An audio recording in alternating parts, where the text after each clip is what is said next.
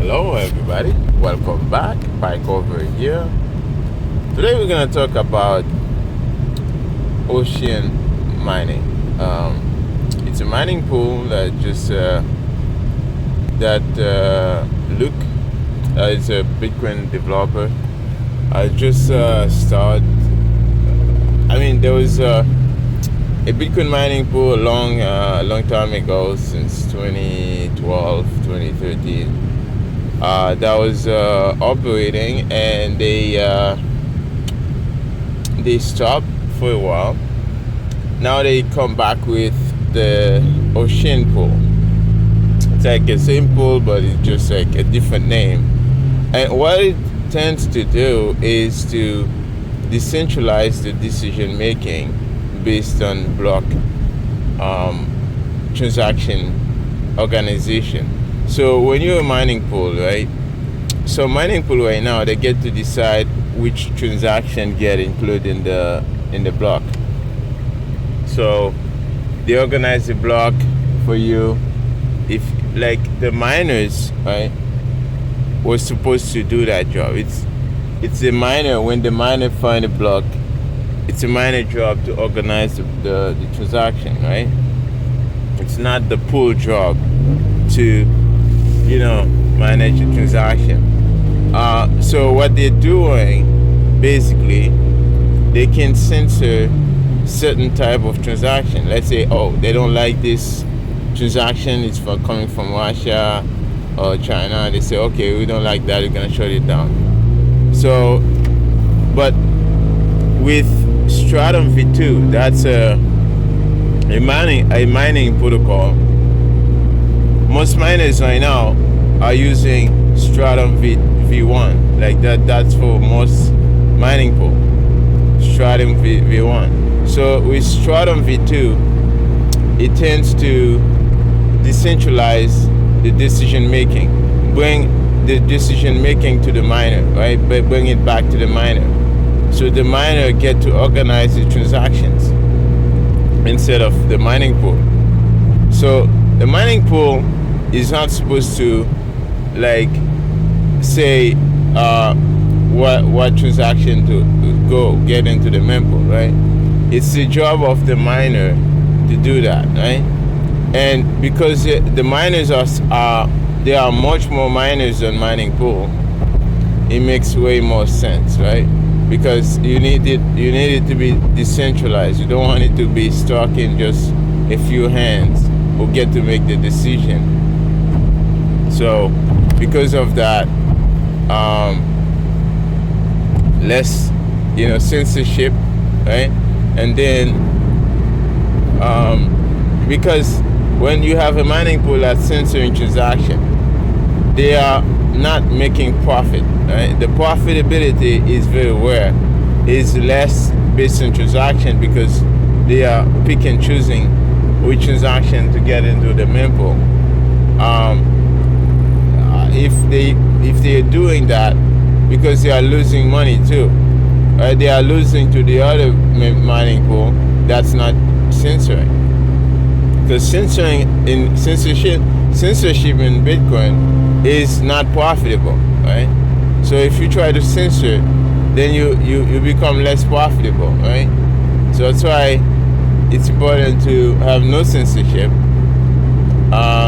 And Ocean Mining Pool is gonna come with that. Like they're gonna implement Stratum v2, and the transaction payment, the payment gonna go directly to the miner every time they get a block. So they're not holding the money for the miner. So I used to mine with Nashash. Nashash, when they hold the Bitcoin for you until you claim it. So until you redeem your Bitcoin mine, it's held by Nashash. Then I was mining like very few later. It's like some Satoshis a week. It was not profitable for me because I don't have very cheap energy, right? So when I was mining, I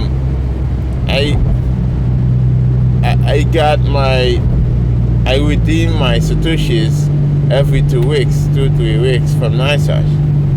So I wasn't a big miner, but if I was a big miner, it would be a risk for me, right, to have all those coins, right, on a custodial wallet, right? These guys, they do a lot of shitcoin, so which is very risky. Some mining pool, they do a lot of shitcoin and they deal with a lot of nonsense. So, and it's a red flag for me, right? If you do shitcoin, then you probably in a scamming pool. So that's kind of a red flag. And Ocean Pool is probably a Bitcoin only mining pool, so which is good for a lot of miners. It would be good, and you know what you're dealing with. You're not gonna get like some rug pull, right? And they pay you right off the bat. They just give you your transaction payment, your payment right away, which is amazing. So anyway, I just wanted to talk about that, and I think it's a good idea that miners can validate their own transactions. They can organize the transactions instead of the mining pool. Like your Foundry US, has a big percentage of the hash rate, and you have places like Antminer, Antpool, that also have a big percentage of the hash rate. So it's kind of risky to have all these guys, controlling transactions. And we need more decentralization in the mining. The other thing,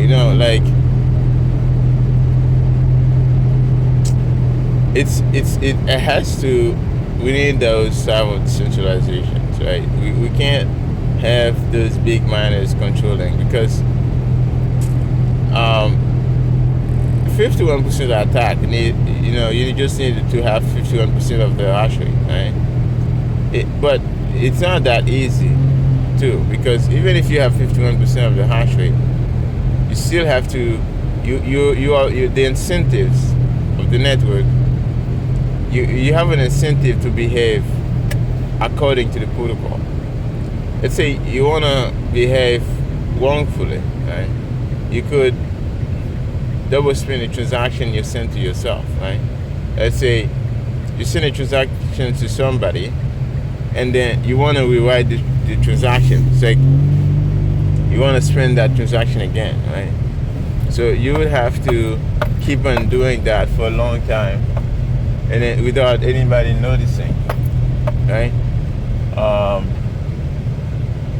And then you have to have the same 51% of the hash rate. But if anybody start to notice, then you're gonna be, all the miners gonna take out the hash rate from you. So anyways, that's just I think there's gonna be a lot of experiment, a lot to see with Bitcoin. Bitcoin is still young. There's a lot of attack surface not experienced yet, so which will be experienced, which will be seen. So, and we'll see how Bitcoin handle those attacks. I think Bitcoin is resilient to handle it, and that's why I think we need a lot of engineers and a lot of smart people to work on those projects. to help us mitigate those risks. And like we need a lot of developers, right? So, and I like to support those developers, right? When they come and I say, okay, these are community funded developers, and I like to support them. If you get online and then you find the list of those developers, a place I like to go is OpenSats. OpenSats allow you to fund those developers. Even if you just go on Geyser Fund, you see a lot of people want to have projects and they have things so you can fund, and I like to support and I like those projects, because if I don't, who is going to, right? So I rather want the community itself to support these projects instead of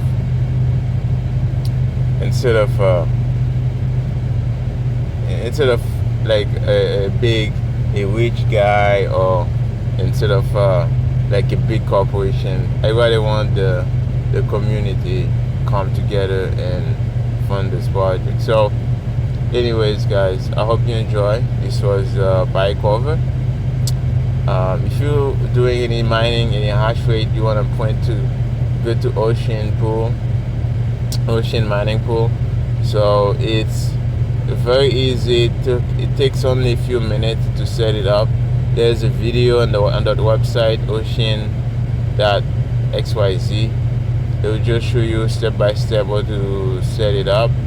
You just get your IP address and you get your and then you just go on the web, and then you will just put the link, or just fill all the empty spaces you have to fill from the mining pool. So it's so easy. So I would definitely give it a try.